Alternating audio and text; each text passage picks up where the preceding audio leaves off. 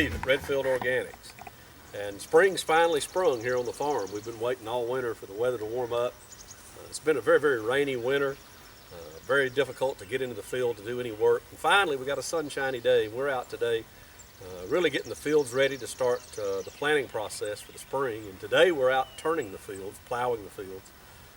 We want to take a minute and show you how we do that and show you some of the tools that we use and some of the techniques that we use to get the ground prepared for tillage and eventually to plant the seeds. So let's take a look at what we're using today. We're using a tractor.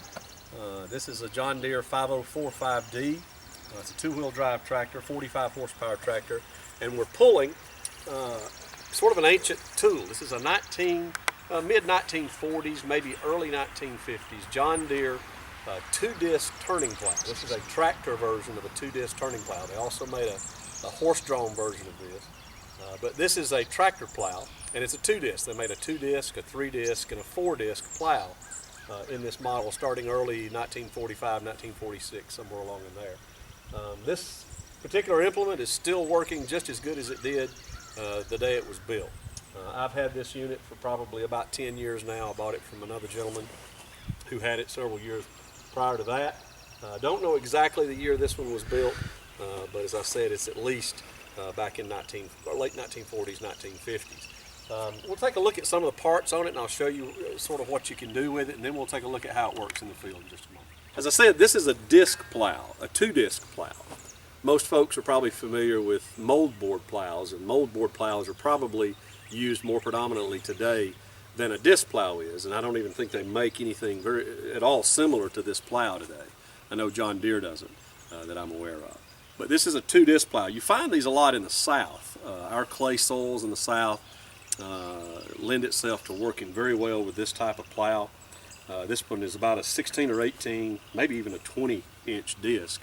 Haven't measured the discs on this, but it's probably close to 20 inches, maybe slightly over that. The plow has lots of adjustments on it to adjust the depth of the plow, depth of the cut. Some of the parts on it here are this particular wheel out on front is called the land wheel. This is the trip lever that raises and lowers the discs on the plow. This is a front leveling adjustment here, and this is a rear depth adjustment. So you can raise and lower the depth of your cut. A lot of adjustment features on it. You can also adjust it for the size tractor that you're using up here on the front. You can also attach, and I have them but don't have them on it, sweeps that go inside the disc to clean off the dirt and keep the disc clean as you plow through the field. I don't find it necessary with our soil really to have those on, so I keep them off because sometimes they do get clogged up. But in certain soils with a lot of debris, sometimes you need those sweeps on there, and I do have those if we need them. But this is a great little plow. It really does a great job in the field. It really peels the soil back and flips it over. And the purpose of this is really twofold. One, to break up the ground way deep down in the soil. And secondly, to take all of the foliage that's on top, all the grass and weeds and brush and things that are on the top of the ground, and flip them over down to the bottom of the ground where they can decompose and become organic matter and feed the plants as we get toward planting the seeds here in just a little while in the spring.